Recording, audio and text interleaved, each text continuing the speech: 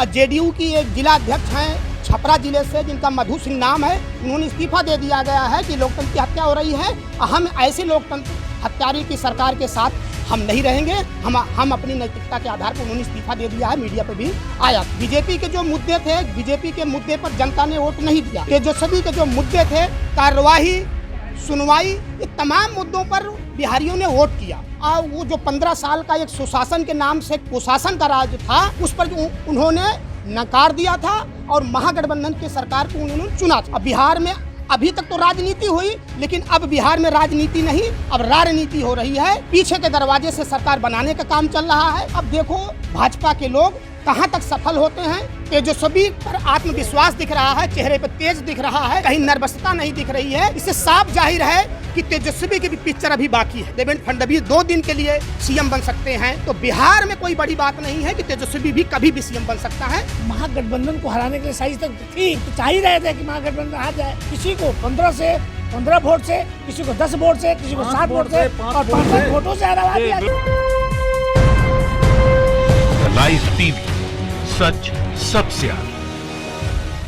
नमस्कार, आप देख रहे हैं द लाइव टीवी और मैं आपके साथ जुनैद अंसारी। और बिहार के जो राजनीति है, अब जब बताते हैं कि जो कल जो शपथ लेंगे नीतीश कुमार, उससे पहले एक और नया मोड़ आया है। उन्हीं के जो नेता है पवन वर्मा, उन्होंने साफ तौर पे कह दिया है कि जो बिहार की जो राजनीति थी, ये चुनाव है, उसको पहले ही से साजिश के तहत रच दिया गया था।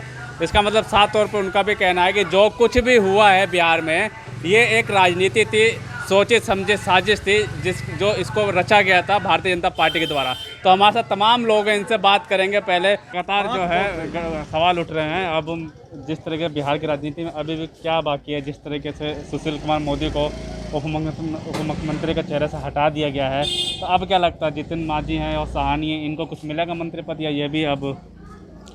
जीतन राम मांझी भी बहुत महत्वाकांक्षी व्यक्ति हैं, वो भी बिहार के मुख्यमंत्री बन चुके हैं। और साहनी भी जिस हिसाब से वो महागठबंधन को तोड़ के गए थे, और वो भी बड़ी उम्मीदें पाले मन में, ख्याली पलाव भी पकला रहे हैं।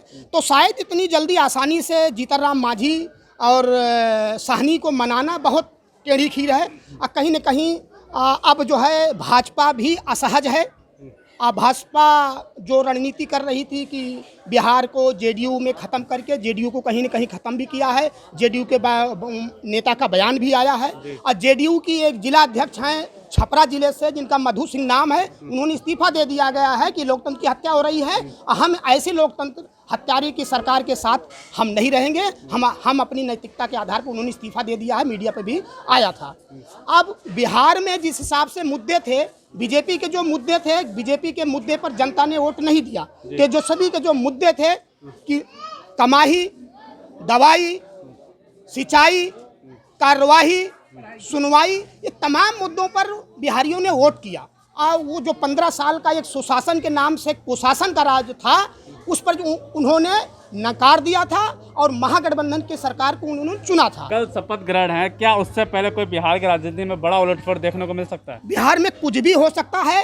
राजनीति पल पल की होती है। अब बिहार में अभी तक तो राजनीति हुई, लेकिन अब बिहार में राजनीति नहीं, अब राजनीति हो रही है। पीछे के दरवाजे से सरकार बनाने का काम चल रहा है। अब देखो भाजपा के लोग कहां तक सफल होते हैं। बिहार में नई सरकार बना पाते हैं, या फिर राष्ट्रपति शासन लगता है, या कोई और उलटफेर होता है। कहीं न कहीं जो तेजस्वी के चेहरे पर जो तेज दिख रहा है, आत्म उत्साह दिख रहा है कि हम भी सरकार बना रहे हैं, हो सकता है कि उनके भी बातों में दम हो, क्योंकि उन्होंने भी 2-2 बंदे लगा दिए हैं। बिहार में अनंत सिंह का भी नाम है, अनंत सिंह को लगा दिया गया है सरकार बनाने में। रीतलाल यादव को बिहार सरकार बनाने में लगा दिया गया है। ओवैसी का बयान भी आया है पीछे से कि हम बिना शर्त जो है महागठबंधन को वोट करेंगे। लेकिन ओवैसी की जहाँ तक राजनीति है, वो भाजपा की भी टीम है, उस पर कोई भरोसा नहीं है। अब बीजेपी महागठबंधन की जो नींव है, वो हम और वीआईपी पे, यानी जीतन राम मांझी और साहनी पर टिकी हुई है। इतने रिजल्ट आने के बाद जब जेडीयू के खुद नेता इस तरीके से बयानबाजी देते हैं कि सोची समझी साजिश है, पूरी एक बिहार चुनाव होता है एक रणनीति के तहत लड़ाया गया, सब कुछ पहले से तय था। हाँ बिल्कुल। जहाँ जहाँ अब आप देखो कितनी बाकायदे से नीतीश को कमजोर करने के लिए एक एजेंडा चलाया गया कि जहाँ जहाँ जेडीयू के प्रत्याशी थे, वहीं वहीं चिराग के प्रत्याशी लड़े, वहीं वहीं पे एलजेपी के प्रत्याशी लड़ाए गए। क्यों?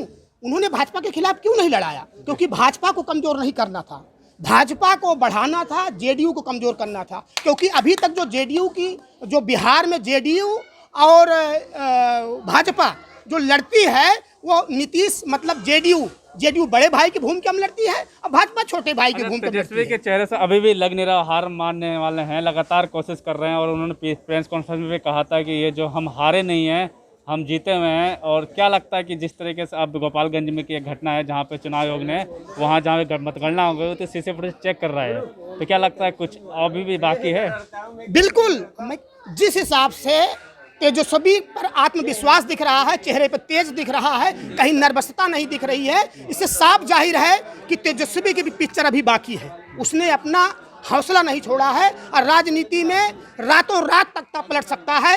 जब 4 बजे महाराष्ट्र की सरकार में देवेंद्र फडणवीस 2 दिन के लिए सीएम बन सकते हैं, उत्तर प्रदेश में जगदम्बिका पाल 8 घंटे के लिए सीएम बन सकते हैं, तो बिहार में कोई बड़ी बात नहीं है कि तेजस्वी भी कभी भी सीएम बन सकता है, इसमें कोई दो राय नहीं है। अच्छा, क्या जिस तरीके अखिलेश यादव का भी बयान आया है कि जो लोकतंत्र जो है खतरा, ईवीएम का इतना बड़ा जो खेल है अभी तक देखने को नहीं मिला, जो बिहार में देखने को मिला। ईवीएम का खेल बिल्कुल स्पष्ट दिखता भी है, क्योंकि जिस हिसाब से सारे मीडिया चैनल ने भाजपा को हराया दिखाया था और महागठबंधन को आगे दिखाया था, चाणक्य ने तो जो सबका सटीक होता है उसने खाली जेडीयू की और 55 सीटों में दिखाया था, और वही आज जो है 125 पे पहुंच गए हैं, और जबकि 119 पे फाइनल हो गए थे महागठबंधन के प्रत्याशी, उसके बावजूद उनको सर्टिफिकेट ना देना, ये लोकतंत्र की हत्या है। हम लगातार जो रिकाउंटिंग की मांग हो रही है कि जो तेजस्वी यादव कह रहे हैं कि जो कई वोटिंग जो आपने 900 वोट जो कैंसिल करती है, ये लोकतंत्र के लिए खतरा है, आप रिकाउंटिंग करिए, वहाँ की सीसीटीवी फुटेज हमें दिखाइए। तो क्या लगता है चुनाव आयोग रिकाउंटिंग कराएगा? क्योंकि अब तक कल शपथ ग्रहण करना है नीतीश कुमार। हाँ, कल शपथ ग्रहण होगा या तो नहीं होगा, ये तो नहीं कह सकते हैं, लेकिन ये जरूर है कि रिकाउंटिंग का जो प्रोसेस था नरेंद्र मोदी ने पिछली बार खत्म कर दिया था, शायद अगर हमको पूरी जानकारी है तो रिकाउंटिंग नहीं हो सकती है, नहीं हो सकती। पिछली बार उन्होंने कानून खत्म कर दिया। अच्छा, इनको जिस पर डर लगता है वो खत्म कर देते हैं। डिसलाइक आना शुरू हुआ था उस पर मन की बात पे, तो वो खत्म कर दिए। इस पर रिकाउंटिंग का डर था तो वो खत्म कर दिए। ये डर है, इनके अंदर डर है। ये सत्ता जो है ना अपने बाहुबल पर काबिज करना चाहते हैं। जिस तरीके से पवन वर्मा का आज बयान आया है, वैसे वक्त में जब नीतीश कुमार उनका चेहरा बन चुके हैं सीएम का, वो कहते हैं कि जो बिहार राजनीति है पहले से रची हुई एक साजिश है। बात भी सही है। ये हमारे जनता दल यूनाइटेड के लोगों को एक साजिश की तरह से उनको हराया गया, क्योंकि भाजपा ये इनके प्रकट तरीके से चाह रही थी कि हमारा ज़्यादा सीट आए और तभी हमारा मुख्यमंत्री बन सकता है। तो जनता दल यूनाइटेड को हराने के लिए एलजेपी के चिराग पासवान को दूसरे रास्ते से पेश करके उनको जो है जनता दल यूनाइटेड के वोट को कटवाने का काम किया। और ये जो वर्मा जी जो कह रहे हैं बात भी सही कह रहे हैं। एक सारी अभी नहीं, महागठबंधन को हराने के लिए भी साजिश रची गई पहले और महागठबंधन को हराने के लिए साजिश तो थी। अरे वो तो चाह ही रहे थे कि महागठबंधन हार जाए, लेकिन जनता का जनादेश था, जनता की ये इच्छा थी कि नहीं इस बार जो है बदलाव होना चाहिए। और उस बदलाव के तहत सारे मीडिया के लोगों ने ये घोषणा कर दिया था कि इस बार जो महागठबंधन की सरकार बन रही है। लेकिन इन लोगों के हमारे चाणक्य जो है, हमारे ये जो है क्या नाम है अमित शाह जी, गृह मंत्री जी, एक मीटिंग बुलाया काउंटिंग के टाइम में ही, और उसके तरह उन्हें प्लानिंग बना करके शाम को 6 बजे पटना पहुंच गए। और पटना में जा करके ये पूरा 5 बजे पहुंच करके पूरी तरीके से तरीके से उन्होंने इसको जो है अपने चुनाव आयोग के ऊपर दबाव दिलवा करके जी, और महागठबंधन को जो बढ़त थी उसको रुकवा दिया गया। और किसी को 15 वोट से, किसी को 10 वोट से, किसी को 7 वोट से और 5 वोटों से हरा दिया गया। पवन वर्मा ने जो बोले हैं वही चीज हम भी बोल रहे हैं आपको। जो 5 बजे हमने नेट पे देखते रहे, पूरे रात देखता रहा हमने। हमारे महागठबंधन सरकार बन रही है, और आपका मीडिया वाले भी बोले कि गठबंधन सरकार आपकी बन रही है और आपको सर्टिफिकेट ले लीजिए आप। लेकिन 3 सीट जो बाकी थी ना, जो 3 सीट बाकी थी कि 3 सीट ये भी होने दीजिए, उसके बाद हम सरकार बनाएंगे। 5 बजे की बात कर रहा हूँ, सुबह 5 बजे। उसके बाद क्या कहता है 6 बजे आनी, उसने बोला 117 मिनट 99 सेकंड, शायद आप लोगों को पता भी होगा, मीडिया वाले ने जो बोले 117 मिनट 99 सेकंड में फिर आ रहा है। जी वो सब ठीक, अब का क्या सुनिए होगा ना, आपका बताइए। मैं बता रहा हूँ ना, वही हिसाब से क्या कहते हैं कि हमारे गठबंधन और वर्मा जी जो बोले हैं ना, वो ये क्या कहता है बीजेपी की राजनीति की ते फिर क्या कहता है हमारी इधर उधर कर दिया वोट को। जिस तरीके से लोगों से बात की, लगातार सामने आ रहा है कि अभी भी बिहार की जो राजनीति में अभी बड़ा बदलाव देखने को मिल सकता है। हालांकि कल 4 बजे शपथ ग्रहण है, कल नीतीश कुमार 7वीं बार शपथ लेंगे, मुख्यमंत्री बनेंगे बिहार के।